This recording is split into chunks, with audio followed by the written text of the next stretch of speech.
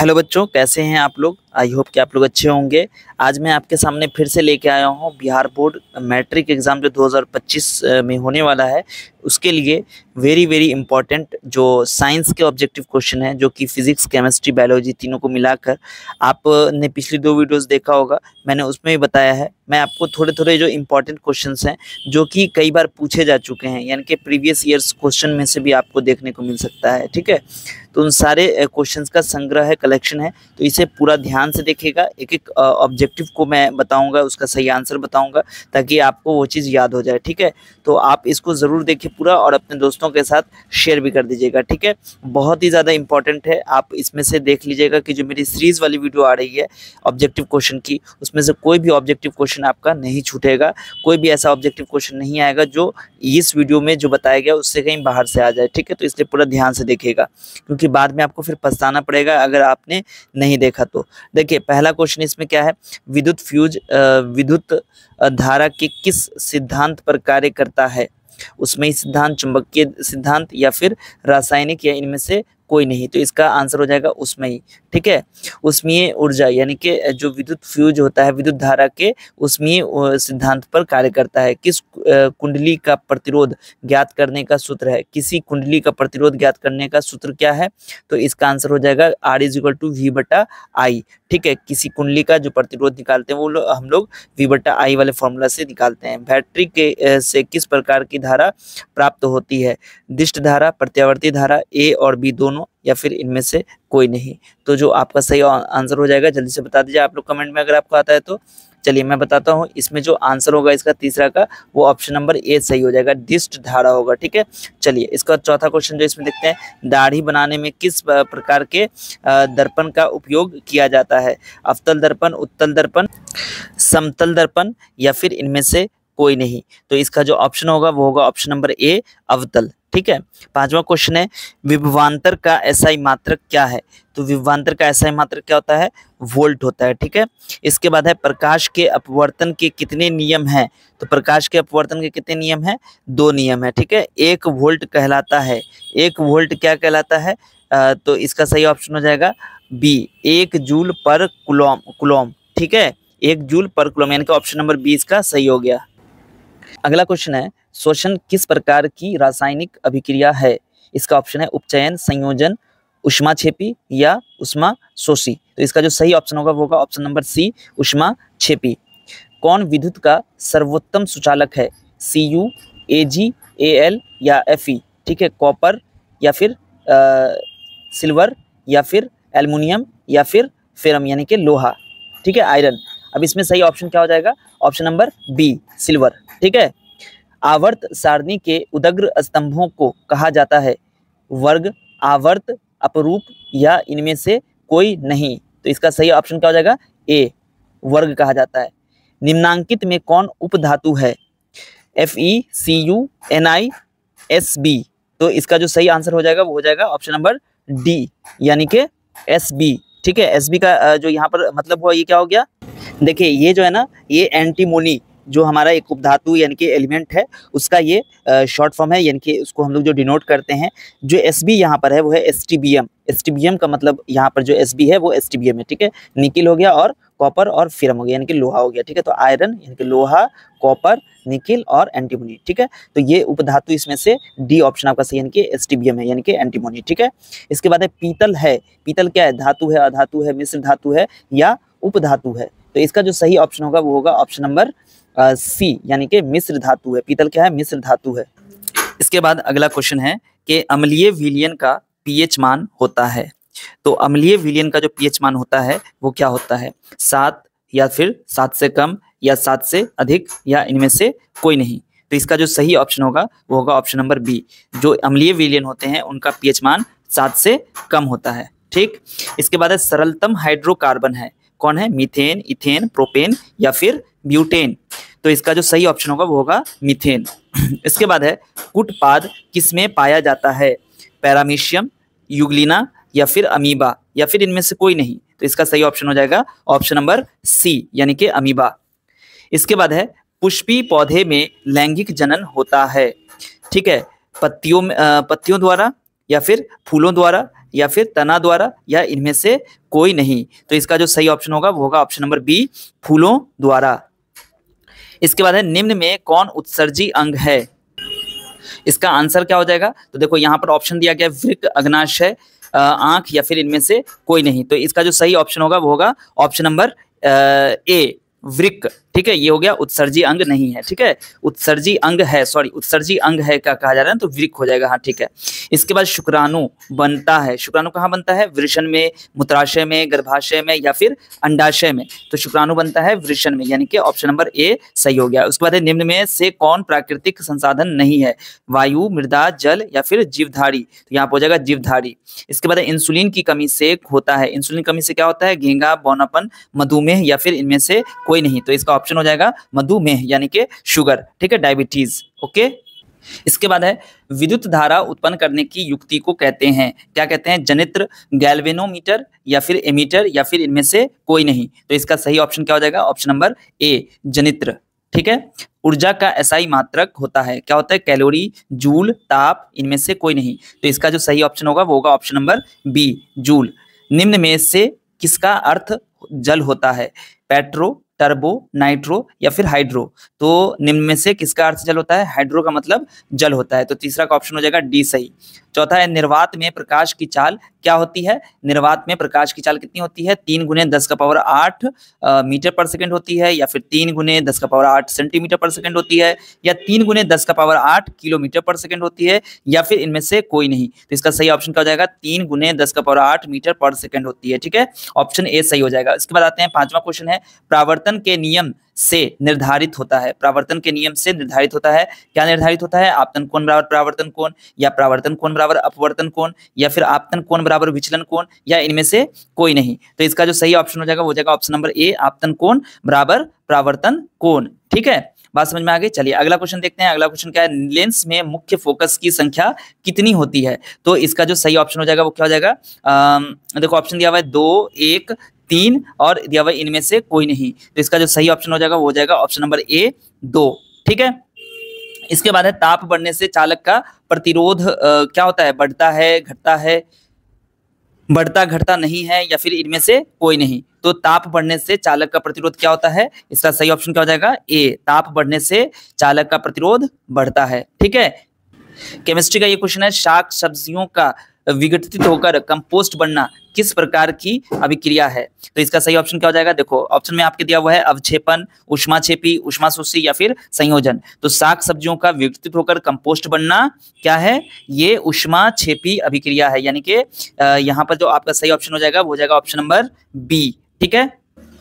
इसके बाद क्वेश्चन है उपचयन वह प्रक्रिया है जिसमें ऑक्सीजन का योग या फिर हाइड्रोजन का वियोग, इलेक्ट्रॉन का त्याग या फिर सभी। तो दूसरा का जो सही ऑप्शन होगा वो होगा सभी, क्योंकि उपचयन में क्या होता है? ऑक्सीजन का योग होता है, ठीक है, और हाइड्रोजन का वियोग होता है और इलेक्ट्रॉन का त्याग होता है। ठीक है। विद्युत अपघटन, इसलिए आपका सही ऑप्शन क्या हो जाएगा? डी। ठीक है, विद्युत अपघटन में इलेक्ट्रॉन युक्त होता है। देखो इसमें ऑप्शन दिया हुआ है एनोड पर, कैथोड पर, दोनों पर, या इनमें से कोई नहीं। तो इसका जो सही ऑप्शन होगा वो होगा ऑप्शन नंबर बी, कैथोड पर। ठीक है। सक्रियता श्रेणी में सबसे अधिक क्रियाशील धातु है AU, NaHg या फिर Cu। तो इसका जो सही ऑप्शन हो जाएगा वो हो जाएगा ऑप्शन नंबर बी, यानी कि Na। ठीक है। इसके बाद आते हैं एल्डिहाइड श्रेणी के सदस्यों का क्रियाशील समूह है, क्या है?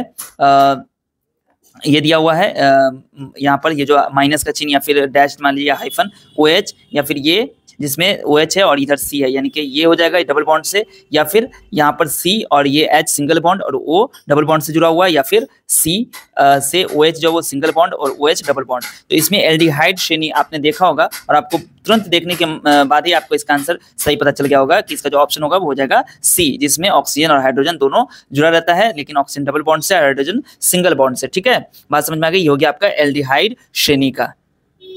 इसके बाद है एल्काइन श्रेणी के सदस्यों का सामान्य सूत्र होता है। एल्काइन श्रेणी के सदस्यों का सामान्य सूत्र क्या होता है? CnH2n या CnH2n+2 या CnH2n-2 या CnHn। तो इसका जो सही ऑप्शन हो जाएगा वो हो जाएगा ऑप्शन नंबर सी यानी CnH2n-2, ये एल्काइन का होता है। एल्कीन का क्या होता है? CnH2n होता है, और एल्कीन का क्या होता है? CnH2n+2 होता है।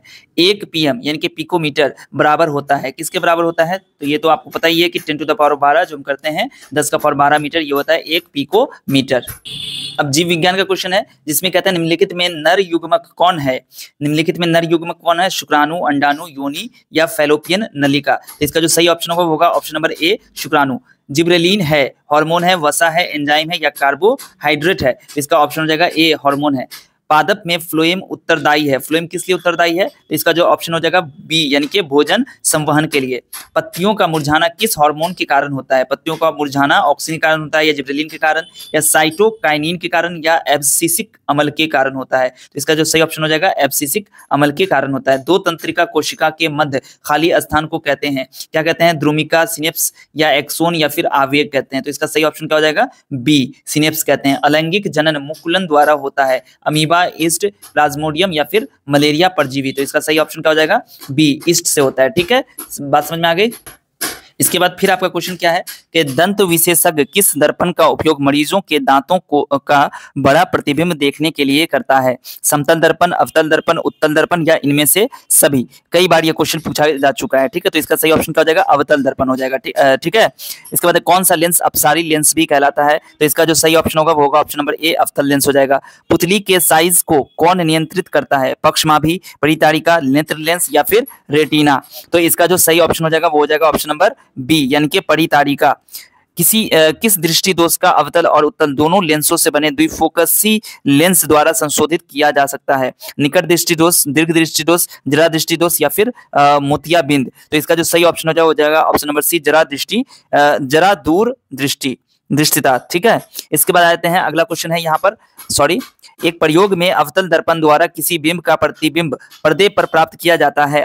दर्पण की फोकस दूरी को निर्धारित करने के लिए प्रयोगकर्ता को मापने की जरूरत है। क्या नापने की जरूरत है? दर्पण तथा पर्दों के बीच की दूरी को, या फिर दर्पण तथा बिंब के बीच की दूरी को, या ए और बी दोनों, या इनमें से कोई नहीं? तो इसका जो सही ऑप्शन हो जाएगा वो हो जाएगा ऑप्शन नंबर सी, ए और बी दोनों, यानी कि दर्पण और पर्दे के बीच की दूरी, दर्पण और पिंड के यानी कि जो ऑब्जेक्ट है उसके बीच की दूरी को भी नापना पड़ता है। ठीक है, इसके बाद है शब्दकोश के छोटे अक्षरों को पढ़ने के लिए आप किस लेंस का उपयोग करना पसंद करेंगे? 50 सेंटीमीटर फोकस दूरी का उत्तल लेंस, 50 सेंटीमीटर फोकस दूरी का अवतल लेंस, 5 सेंटीमीटर फोकस दूरी का उत्तल लेंस या फिर 5 सेंटीमीटर फोकस दूरी का अवतल लेंस? ठीक है, तो यहाँ पर देखो छठा का जो राइट ऑप्शन हो जाएगा बी, 50 सेंटीमीटर फोकस द्वारा दूरी का अवतल लेंस। 50 सेंटीमीटर फोकस दूरी का अवतल लेंस हम लोग इस्तेमाल करेंगे। निम्नलिखित में से कौन विद्युत विभवांतर का एसआई मात्रक है? तो विद्युत विभवांतर का जो एसआई मात्रक वो होता है वोल्ट। ठीक है, तो सातवां का जो आंसर हो जाएगा वो हो जाएगा ऑप्शन नंबर ए। लघु पतन यानी कि शॉर्ट सर्किट के समय परिपथ में विद्युत धारा का मान बहुत कम हो जाता है, परिवर्तित नहीं होता है, बहुत अधिक बढ़ जाता है, निरंतर परिवर्तित होता है। तो इसका जो सही ऑप्शन हो जाएगा वो हो जाएगा ऑप्शन नंबर सी, बहुत अधिक बढ़ जाता है। उसके बाद आते हैं पश्चिम की ओर प्रक्षेपित कोई धनावेशित कण यानी कि अल्फा कण किसी चुंबकीय क्षेत्र द्वारा उत्तर की ओर विक्षेपित हो जाता है। चुंबकीय क्षेत्र की दिशा क्या है? तो इसका जो राइट ऑप्शन हो जाएगा वो जाएगा ऑप्शन नंबर डी, ऊपरी मुखी यानी कि ऊपर की ओर। ठीक है, इसके बाद आते हैं अगला क्वेश्चन क्या है? तांबे के तार की एक आयताकार कुंडली किसी चुंबकीय क्षेत्र में घूर्णी गति कर रही है। इस कुंडली में प्रेरित विद्युत धारा की दिशा में कितने परिभ्रमण के पश्चात परिवर्तन होता है? 2, 1, आधे या फिर चौथाई? तो इसका जो सही आंसर होगा वो होगा ऑप्शन नंबर सी, यानी कि आधे। ठीक है, चलिए अगला क्वेश्चन देखते हैं। इसके बाद क्वेश्चन है कि किसी विद्युत धारावाही सीधी लंबी परिनालिका के भीतर चुंबकीय क्षेत्र, ठीक है, शून्य होता है, इसके सिरे की ओर जाने से घटता है, इसके सिरे की ओर जाने पर बढ़ता है, सभी बिंदुओं पर समान होता है। तो इसका सही आंसर हो जाएगा सभी बिंदुओं पर समान होता है। सौर कुकर के लिए कौन सा दर्पण सर्वाधिक उपयुक्त होता है? तो इसका सही ऑप्शन क्या हो जाएगा? ऑप्शन नंबर सी, अवतल दर्पण। चिपको आंदोलन का मुख्य उद्देश्य संरक्षित करना था, किसको संरक्षित करना था? तो इसका सही ऑप्शन क्या हो जाएगा? बी, वृक्षों को। निम्नलिखित में किस विलयन का उपयोग दीवारों की सफेदी करने के लिए किया जाता है? तो इसका ऑप्शन है जो सही सही ऑप्शन है वो हो जाएगा option number B CaOH whole twice. इसके बाद है इस समीकरण देखो यहाँ पर Na2SO4 aqueous BaCl2 BaSO4 + 2Na, ये क्या है? तो देखो यहाँ से Na जो है हट के इसके Cl के साथ मिल गया और SO4 जो वो Ba के साथ मिल गया जाके। तो ये कौन सा संयोजन है, वियोजन है या फिर द्विविस्थापन? इनमें से कोई नहीं। तो इसका जो सही ऑप्शन हो जाएगा वो हो जाएगा ऑप्शन नंबर सी द्विविस्थापन, यानी कि डबल डिस्प्लेसमेंट रिएक्शन हो जाएगी। ठीक है, बात समझ में आ गई। चलिए इसके बाद आते हैं अगला क्वेश्चन देखते हैं, निम्नलिखित में कौन सा बुझा हुआ चूना है? इसमें कौन सा बुझा हुआ चूना है? तो ऑप्शन नंबर इसका बी सही है, CaOH होल ट्वाइस हो जाएगा। ठीक है, बात समझ में आ गई। जो अभी आपको ऊपर में क्वेश्चन दिया था कि सफेदी करने के लिए किया जाता है, उसी का यहाँ पर फॉर्मूला पूछ रहा है। लवण Na2CO3। देखो यहाँ पर एक चीज ध्यान देना कि उसी को हम लोग बुझा हुआ चूना भी कहते हैं। ठीक है, तो कभी कभी इसकी जगह पे बुझा हुआ चूना भी आ सकता है लिखा हुआ। ठीक है, लवण Na2CO3 का जलीय विलयन का pH है कितना है? तो इसका जो सही ऑप्शन हो जाएगा ऑप्शन नंबर बी 7 से अधिक होगा। बॉक्साइट किस धातु का महत्वपूर्ण अयस्क है? किसका है? तो इसका जो सही ऑप्शन होगा वो होगा ऑप्शन नंबर सी एल्युमिनियम। उसके बाद है लोहा एवं तांबा इस्पात को जंग से सुरक्षित रखने के लिए उन पर किस धातु की पतली परत चढ़ाई जाती है? तो इसका जो सही ऑप्शन हो जाएगा ऑप्शन नंबर डी हो जाएगा जिंक। किस रासायनिक यौगिक को गर्म करने पर प्लास्टर ऑफ पेरिस प्राप्त किया जाता है? तो इसका जो सही ऑप्शन हो जाएगा वो हो जाएगा ऑप्शन नंबर इसमें जो सही ऑप्शन हो जाएगा क्या है? विरंजक चूर्ण है, जिप्सम है, चूना पत्थर है और कच्चा चूना है। तो इसका जो सही ऑप्शन होगा वो होगा ऑप्शन नंबर बी जिप्सम। इसका देखो यहाँ पर है अगला है प्रोपेनॉन में उपस्थित प्रकार्यात्मक समूह है। तो यहाँ पर नोन आ गया ना, नोन। ठीक है, यानी कि 1 लास्ट में आ रहा है, तो ये कीटोन ग्रुप का हो जाएगा, यानी कि कीटोन ग्रुप इसमें कौन हो जाएगा? सी, और OH से जो कनेक्ट है ये डबल बॉन्ड से ये हो जाएगा। ठीक है, इसके बाद आते हैं एसिटिक अम्ल का IUPAC नेम है क्या है? IUPAC नेम क्या है? एसिटिक अम्ल का जो IUPAC नेम है वो है एथेनोइक अम्ल। विद्युत अपघटनी परिष्करण में अशुद्ध धातु को बनाया जाता है, क्या बनाया जाता है? एनोड, कैथोड, अपघटक या फिर इनमें से सभी। तो इसका जो सही ऑप्शन होगा हो जाएगा एनोड। इसके बाद आते हैं अगला क्वेश्चन है कि अष्टक सिद्धांत को किसने स्थापित किया? तो इसका जो सही ऑप्शन हो जाएगा वो हो जाएगा ऑप्शन नंबर बी न्यूलैंड्स ने किया। ठीक है, इसके बाद आपका है आधुनिक आवर्त नियम के अनुसार तत्वों के गुणधर्म क्या है? इसका जो सही ऑप्शन होगा वो होगा ऑप्शन नंबर बी परमाणु संख्या का आवर्त फलन है। निम्नलिखित में कौन सा आयन लाल लिटमस विलयन को नीला कर सकता है? तो इसका जो सही ऑप्शन हो जाएगा वो हो जाएगा ऑप्शन नंबर बी OH-। पादप में जाइलम उत्तरदायी है। पादप मतलब पौधे में, जाइलम क्या करता है? तो इसका सही ऑप्शन हो जाएगा ऑप्शन नंबर ए जल का वहन करता है। ठीक है, इसके बाद है निम्नलिखित में किसे कोशिका का ऊर्जा मुद्रा के रूप में जाना जाता है? तो इसका सही ऑप्शन क्या हो जाएगा? 28 का बी ATP। पत्तियों में गैसों का आदान प्रदान कहाँ होता है? इसका सही ऑप्शन क्या हो जाएगा? 29 का सही ऑप्शन हो जाएगा बी रंध्र। हृदय से रक्त रुधिर को संपूर्ण शरीर में पंप किया जाता है, तो इसका सही ऑप्शन क्या हो जाएगा? फेफड़ों द्वारा, निलय द्वारा, आलिंदों द्वारा या फिर इनमें से सभी। तो इसका आंसर हो जाएगा निलय द्वारा। कौन सा पादप हार्मोन पत्तियों के मुरझाने के लिए उत्तरदायी है? तो इसका सही ऑप्शन क्या हो जाएगा? ऑप्शन नंबर सी एबिस्कस अम्ल। ठीक है, जड़ का अधोगामी वृद्धि है, क्या हो जाएगा इसका सही ऑप्शन? इसका सही ऑप्शन हो जाएगा बी गुरुत्वानुवर्तन। इसके बाद क्या है? पोन्स मेडुला और अनुमस्तिष्क। ठीक है, पोन्स मेडुला और अनुमस्तिष्क क्या है? अग्र मस्तिष्क का हिस्सा है या मध्य मस्तिष्क का या पश्चिम मस्तिष्क का या प्रमस्तिष्क का हिस्सा है? तो इसका सही ऑप्शन क्या हो जाएगा? ऑप्शन नंबर सी पश्चिम मस्तिष्क का हिस्सा है। इसका निम्नलिखित कौन सी अनैच्छिक क्रिया नहीं है? ध्यान देना यहाँ पर क्वेश्चन नहीं है। ठीक है, तो इसका जो सही ऑप्शन क्या हो जाएगा? 34 का ऑप्शन नंबर बी चबाना।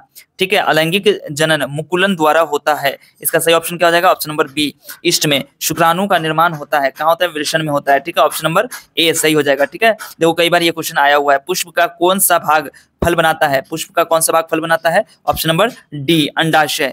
लिंग गुणसूत्र का पूर्ण जोड़ा पाया जाता है, इसका सही ऑप्शन क्या हो जाएगा? ऑप्शन नंबर बी स्त्री में। मानव शरीर के किसी सामान्य कोशिका में गुणसूत्र के कितने युग्म होते हैं? तो यहाँ पर जो ऑप्शन हो जाएगा वो हो जाएगा ऑप्शन नंबर सी, यानी कि 23 सही हो जाएगा। ठीक है, निम्न में कौन सा समूह केवल जैव निम्नीकरण पदार्थ है? इसका सही ऑप्शन क्या हो जाएगा? ऑप्शन नंबर ए।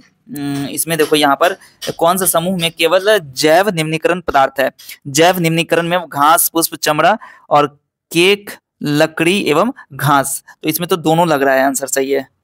देखो यहाँ पर ए और डी दोनों सही आंसर होगा, क्योंकि घास, पुष्प और चमड़ा भी जो है ये आपका जैव निम्नीकरण हो गया, और यहाँ केक है, लकड़ी है एवं घास है। ठीक है, यहाँ पर देखो एक आ गया आपका रबर और इधर प्लास्टिक, इसकी वजह से ये दोनों नहीं है, ये दोनों आपका सही ऑप्शन हो जाएगा। ठीक है, ऐसा क्वेश्चन जब भी आए तो एग्जाम में आप टिक लगाना है तो लगा दीजिए, अदरवाइज जो गलत आंसर होगा अगर मान लो इसमें दिया हुआ तो फिर आपको उसका नंबर मिल जाएगा। ठीक है, चलिए इसी तरह की और वीडियोस अगर आप देखना चाहते हैं तो आप मुझे कमेंट करके जरूर बताइएगा। ठीक है, अगर आप सोशल साइंस की वीडियो चाहते हैं, इसी तरह का ऑब्जेक्टिव या साइंस का आप लघु उत्तरीय चाहते हैं तो वो भी आप मुझे कमेंट करके बताइए। मिलता हूँ फिर आपसे अगली वीडियो में। आप सब इस वीडियो को ज्यादा से ज्यादा लोगों तक शेयर कर दीजिए, ठीक है। चलिए मिलता हूँ फिर आपसे अगली वीडियो में। तब तक आप सब अपना अपना ध्यान रखिए। वीडियो देखने के लिए आप सभी बच्चों का बहुत बहुत शुक्रिया।